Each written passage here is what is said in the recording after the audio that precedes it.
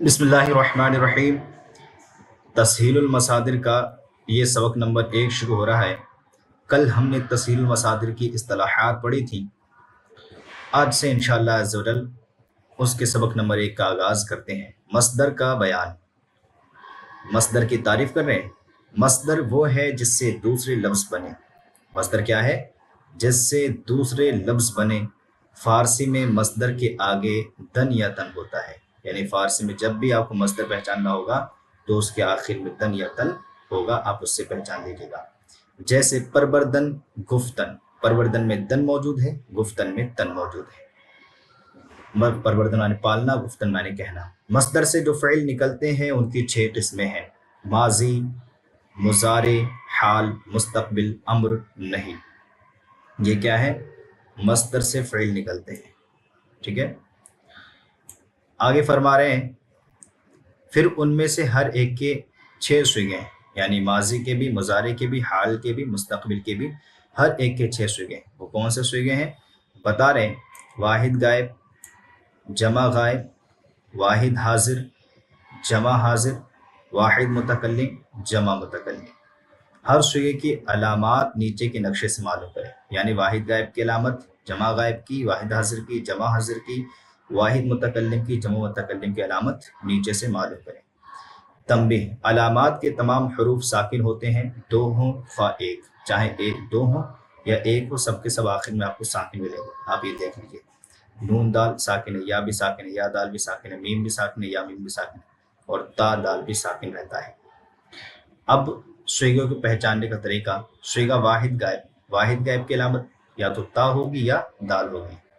مثال: گفت، پرورد۔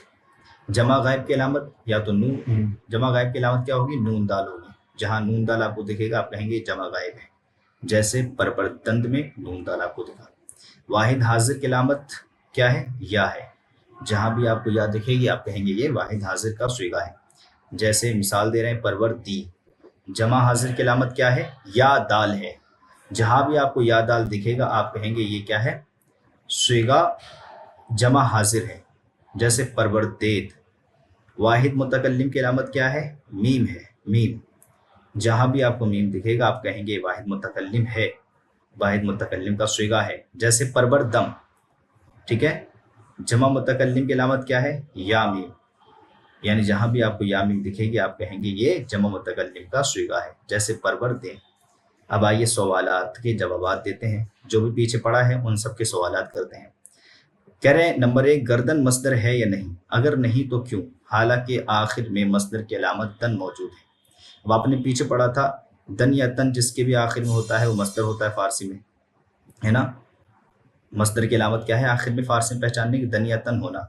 لیکن یہ مصدر نہیں ہے، کیوں؟ کیونکہ یہ اردو کا لفظ ہے، اور جو اردو کا لفظ ہوتا ہے وہ فارسی میں تھوڑا نا استعمال ہوگا۔ فارسی کا معتبر ہے کہ اس کے آخر میں دن یا تن ہو، جبکہ یہ اردو کا لفظ ہے۔ نمبر 2 سوال ہے، گفت میں تمام صیغوں کی علامت ملاؤ۔ تو اب اس میں ہمیں علامت ملانا ہے، کس طریقے سے ملائیں گے؟ جیسے گفت، گفتند، نون دال ملائی، گفتی، یا ملایا، گفتید، یا دال ملایا، گفتم، میم ملایا، گفتیم، یا میم ملایا۔ نمبر 3 ہے، خردم کیا صیغہ ہے؟ تو خردم میں میم آ رہی ہے، اور آپ نے میم پڑھا تھا کس کی علامت ہے؟ واحد متکلم کی۔ تو یہ واحد متکلم کی علامت ہوئی، یعنی واحد متکلم کا صیغہ ہے یہ۔ جمع حاضر کی علامت بتلاؤ۔ تو جمع حاضر کی علامت ہم نے کیا پڑھی تھی؟ یا دال پڑھی تھی، یا دال۔ تو جمع حاضر کی علامت ہے یا دال۔ گفت سے جمع متکلم کا صیغہ بناؤ۔ تو کیا جوڑنا ہے ہمیں؟ میم جوڑنا ہے نا۔ جمع متکلم، اچھا جمع متکلم ہے تو ہمیں یا میم جوڑنا ہے، جیسے گفتین، گفتیم۔ خردند کیا صیغہ ہے؟ تو خردند کے آخر میں آپ پہچانے کیا آ رہا ہے؟ نون دال آ رہا ہے۔ نون دال کس کی علامت پڑھی تھی ہم نے؟ جمع غائب کی علامت پڑھی تھی، تو یہ جمع غائب کا صیغہ ہے۔ گوید میں کون سی علامت ہے؟ تو گوید میں دال علامت ہے، دال۔ یا دال نہیں ہے، یہ تو اس کا ہی مطلب حصہ ہے، اس کا ہی جز ہے، حرف ہے گو کا، تو دال علامت ہے۔ تو دال ہم نے پڑھی تھی واحد غائب کی علامت ہوا کرتی ہے، تو یہ واحد غائب کی علامت ہے۔ تو آج کا یہ سبق ہمارا پورا ہوا، امید کرتا ہوں آپ کو سمجھ میں آیا ہوگا۔ کمنٹ باکس میں ضرور اپنی رائے دیں۔ السلام علیکم ورحمۃ اللہ وبرکاتہ۔